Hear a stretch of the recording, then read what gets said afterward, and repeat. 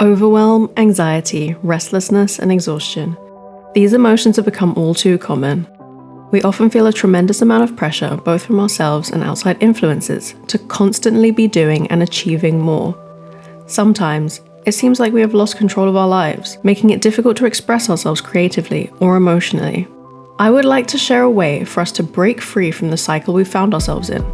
This approach will help us regain control, find freedom, and choose the life we desire by taking small steps each day.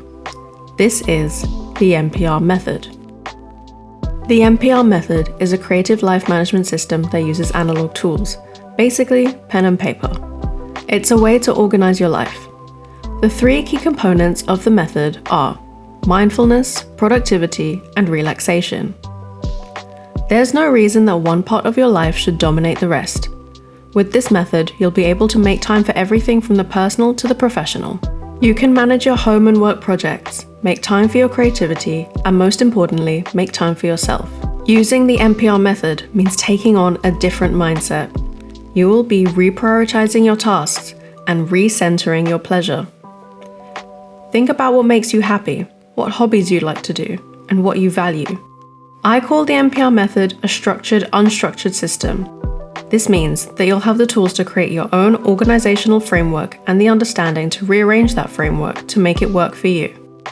Today, I'll be showing you the core components of the MPR method, followed by the pen and paper notebook layouts. The MPR focus page. This is used for the practical planning of your day and deciding the focus of your day. It's made up of 5 parts. The focus today is MPR activities, tasks, and time blocking. This is how the MPR focus page will look when you put all of the components together. First, decide whether you want this day's focus to be mindful, productive, or relaxed. Your focus will set the tone for the entire day. Then choose 3 activities to do that day. 1 mindful, 1 productive, and 1 relaxed. One of these activities will be your main activity. This is decided by your focus of the day. If you've chosen to have a mindful day, the mindful activity will be your main one. All 3 activities will be planned with the goal of completing them, but the main activity should be your key takeaway from the day. Consider whether you want your day to be mindful, productive, or relaxed, and choose activities that support that intention. Even if one or both of your other activities don't go exactly as planned, the day can still be considered a success.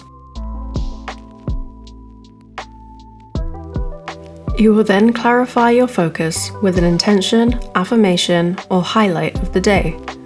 Start with today, and then write your focus for the day. For example, today is a mindful day. Today, I believe in myself. Or today is my birthday. Writing your intention, affirmation, or highlight will help ground you in the present day. Tomorrow is another day with different challenges. Today, you get to decide what your focus will be.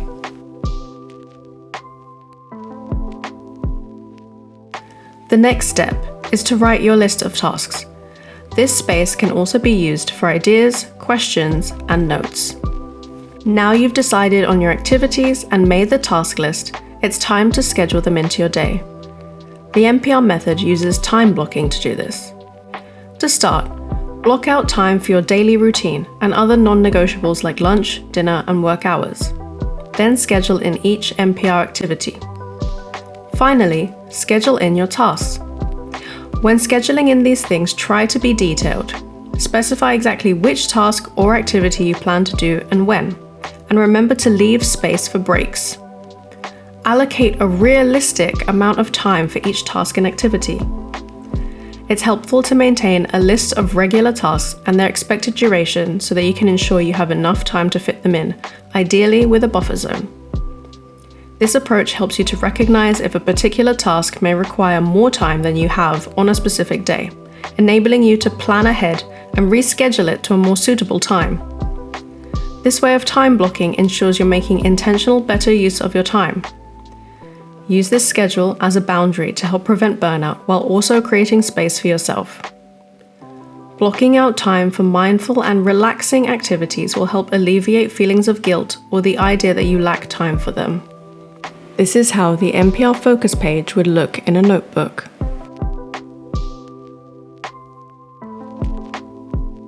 Once you've completed your MPR focus page, you will move on to the MPR journaling page. It's important to understand that the method is not all about the doing. Observing and reflecting are just as important. Journaling allows you to be present, review your day, or disconnect. There are 3 things you will do on the MPR journaling page. 3 good things: reflect, review, write, and something of the day. Your focus for the day carries through to this page, so each segment of the journal page will be adjusted to your focus. The first section is called 3 Good Things. Many of us are familiar with or have created gratitude lists, and this concept is similar. If your focus for the day was M, or mindful, identify 3 things you are grateful for. Don't judge whether these things are big or small, impactful or mundane. Simply note 3 aspects from that day for which you feel grateful. If your focus was P, or productive, take a moment to reflect on your day. What are 3 positive outcomes from your productive activities that you can write down? Lastly, R, or relaxed, is the most straightforward. Think about 3 good things that happened during the day. The second part of the MPR journaling page is called Reflect, Review, Write. This is where you will do long-form journaling. As with all things MPR, we have M, P, and R forms of journaling. Reflect is M, review is P, and write is R. Sometimes we're unsure of what to journal about, so this prompt tells us to look at our focus of the day and specifically the activity that we chose, and then reflect on it, review it, or write about it. An M journaling session asks you, how did you feel today? What thoughts came up? A P session would be more critical. What did I do? How can I improve? What worked or didn't work? And what can I do going forward? An R journaling session would be to write about anything at all. Just write what comes to mind. Whatever approach you take, remember that this is for your eyes only. Don't hold back and get everything on the page. Finally, we have something of the day or something of the week. This is a creative prompt. This will change daily or weekly depending on how you choose to structure your MPR practice. For example, song of the day, fact of the day, or quote of the day. This is an example layout for the MPR journaling page. Now that we've reviewed the MPR focus page and the MPR journaling page, you can see how your focus will dictate the flow of your day.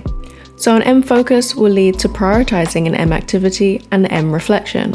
A P focus will prioritize a P activity and P review. An R focus will prioritize an R activity and an R write.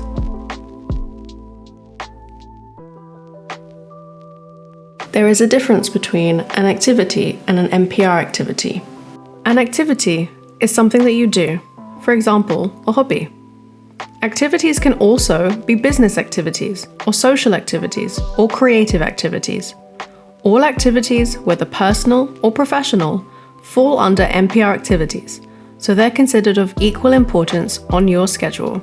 More specifically, an MPR activity is an activity that is divided into a mindful, productive, and relaxed version.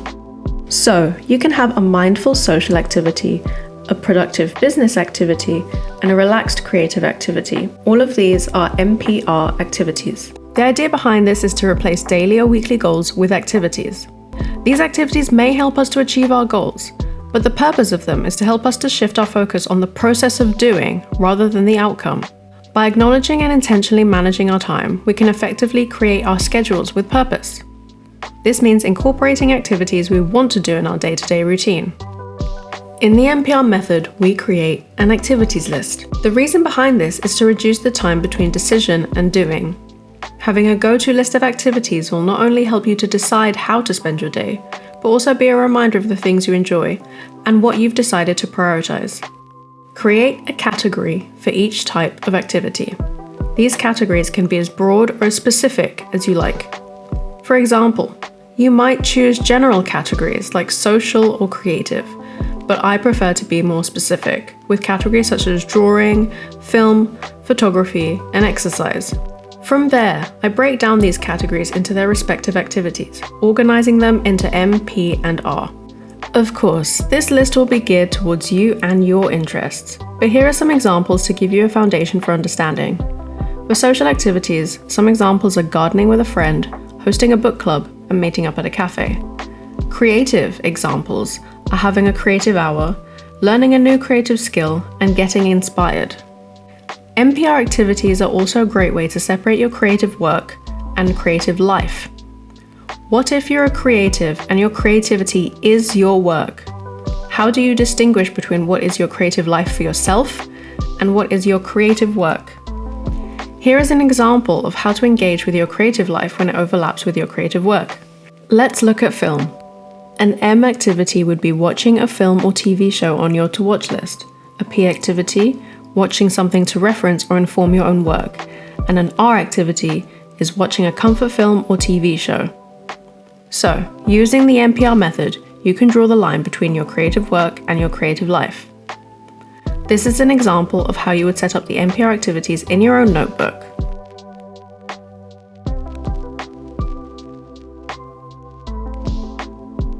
The MPR habit tracker has various parts to it. These are daily habits, monthly habits, and DSE. Daily habits are small actions that progressively lead you towards achieving a larger goal or developing a skill. For instance, if your goal is to learn a language, you will need to practice it every day. Or it can be about becoming a certain type of person. If you aim to become someone who enjoys fitness, your daily habit could involve exercising regularly. When tracking daily habits, I recommend not tracking too many habits at once, as this can quickly become overwhelming. Starting with 4 or 5 habits is ideal. The monthly habit is much more significant, either in the amount of time it takes or because it requires you to make a special effort to do it. It should be something you want to do regularly. For example, this could involve going on a short trip or taking a class in a subject you are interested in. The third type of habit is called DSE, which stands for Do Something Else. This tracks activities that take you out of your comfort zone. Unlike daily habit trackers, DSE records the times you try something new. For example, one day you might choose a different drink instead of your usual coffee, the next day you could take an alternative route home, and the day after that you may spontaneously visit a local park.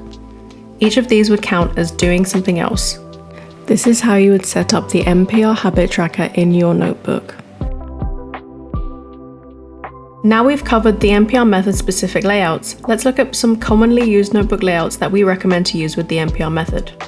First, there is the 6-month schedule, where you can record all of your events and appointments. Next, the personal goals and vision boarding pages, where you can write out everything you want to achieve and visualize those goals. The routine planning page is where you can establish your morning and evening routines. It's also a good idea to create a me day routine for your days off. Lastly, our master task list and notes page. Thank you so much for watching this video. We now have an online self-paced course to teach you the MPR method in more detail. You can find all of this and more on www.pensive.studio.